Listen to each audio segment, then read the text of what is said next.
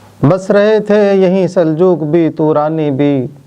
اہل چین میں ایران میں ساسانی بھی،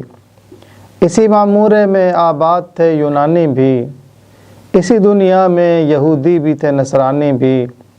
پر تیرے نام پہ تلوار اٹھائی کس نے،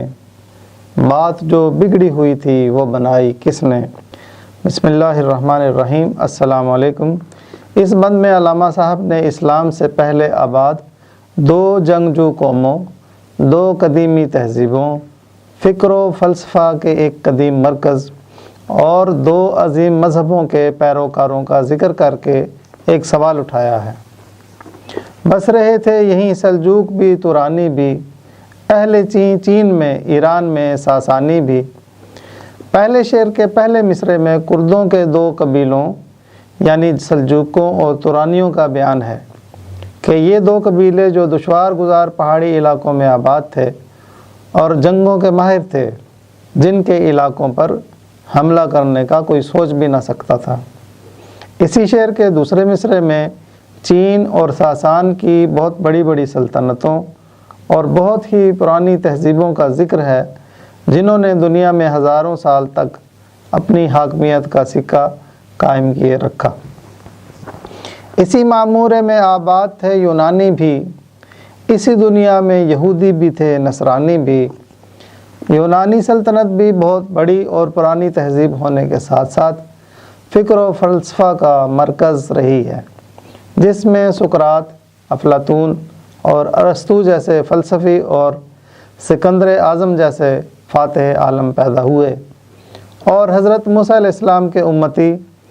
یہودی اور حضرت عیسیٰ علیہ السلام کے امتی نصرانی بھی اسی دنیا میں رہتے تھے، جن کے لیے اللہ تعالیٰ کا فرمان یہ تھا کہ اے کتاب والو، تم کسی بنیاد پر نہیں ہو جب تک قائم نہ کر دو تورات کو اور انجیل کو اور جو اترا تمہارے رب کی طرف سے۔ پر تیرے نام پر تلوار اٹھائی کس نے، بات جو بگڑی ہوئی تھی وہ بنائی کس نے۔ اے اللہ، ان تمام جنگجو بہادر اور بڑی بڑی حکومتوں کے بادشاہوں، بڑے بڑے فلسفیوں، فاتح عالم، حتیٰ کہ تیرے جلیل القدر انبیاء کے امتیوں نے تو بگاڑ کے سوا کچھ بھی نہیں کیا، جبکہ تیرا یہ فرمان تو تمام رسولوں اور ان کی امتوں کے لیے تھا کہ ہم نے بھیجا رسولوں کو روشن نشانیاں دے کر اور اتاری ان پر ہدایت کی کتاب اور انصاف کی میزان، تاکہ لوگ عدل پر قائم ہوں، اور ہم نے نازل کیا لوہا کہ جس میں جنگ کی شدید قوت موجود ہے اور دوسرے فائدے بھی ہیں، تاکہ اللہ جان لے کہ کون ہیں وہ لوگ جو اللہ کے غیب میں ہونے کے باوجود اس کے رسولوں کا قتال میں ساتھ دیتے ہیں۔ بے شک اللہ کل طاقت اور قدرت کا مالک ہے۔ کوئی بھی امت اس فرمان پر عمل پیرا نہ ہوئی، یقیناً وہ مسلمان ہی تھے کہ جنہوں نے صرف اور صرف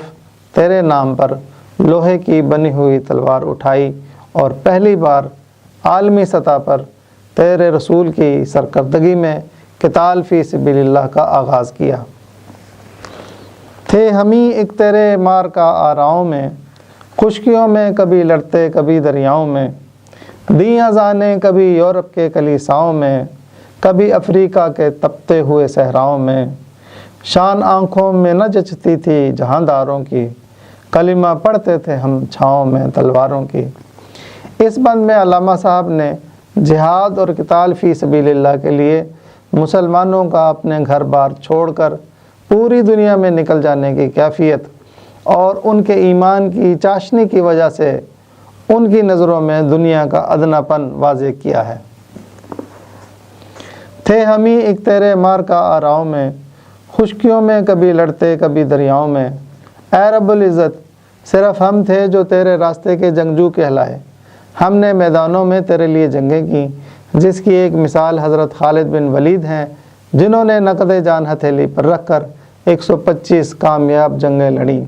نبوت کے جھوٹے دعوے داروں کا سر قلم کیا اور رومیوں کو دھکیلتے ہوئے اردن تک لے گئے، اور جنگ یرموک میں ان کی کمر توڑ کر حلب اور انطاکیہ کو فتح کر کے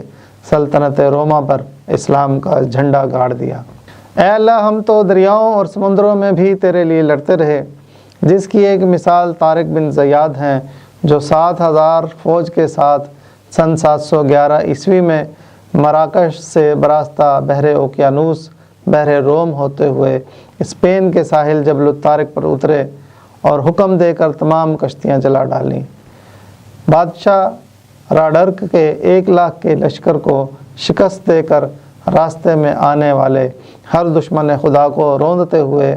تلیتلا اور قرطبہ کو فتح کر کے اسپین کو اللہ تعالیٰ کا ملک بنانے میں کامیاب ہوئے۔ تفصیلات کے لیے کتابوں کا مطالعہ فرمائیں۔ دی اذانیں کبھی یورپ کے کلیساؤں میں،